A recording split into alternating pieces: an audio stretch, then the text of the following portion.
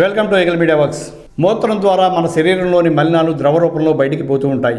మూత్రం సక్రమంగా తయారై ఎప్పటికప్పుడు బయటికి పోతేనే మనం ఆరోగ్యంగా ఉంటాం.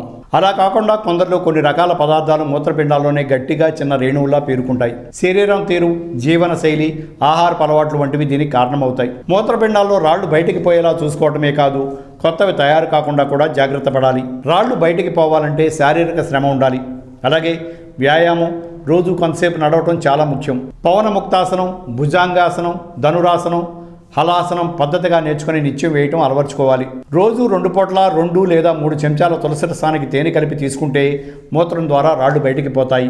ఆహారపు అలవాట్లు: గంటకు ఒకసారి గ్లాసు నీళ్లు తాగటం అలవర్చుకోవాలి. కొబ్బరి నీళ్లు, పలుచని మజ్జిగ నిత్యం తీసుకోవాలి. తాజా పండ్లు, కాయగూరలను రోజువారీ ఆహారంలో ఉండేలా చూసుకోవాలి. మూత్రపిండాల్లో రాళ్ల సమస్య ఉంటే కాఫీ, టీ, శీతల పానీయాలు, చాక్లెట్, ఐస్ క్రీమ్, పాలకూర, బాదం, వేరుశనగ, టమాటా, నిమ్మజాతి పండ్లు, మాంసాహారానికి దూరంగా ఉంటే మంచిది. మొక్కజొన్న పొత్తులపై ఉండే పీచును 40 గ్రాములు తీసుకుని దాన్ని 1/2 లీటర్ నీళ్లలో 5 గంటల పాటు నానబెట్టాలి. తర్వాత పీచును వడగట్టి ఆ నీటిని తాగాలి. ఇలా నిత్యం చేస్తే సమస్య తగ్గుముఖం పడుతుంది. పల్లేరు కాయల రసం లేదా కషాయం నిత్యం తీసుకుంటే మూత్రం ద్వారా రాళ్లు బయటికి పోతాయి.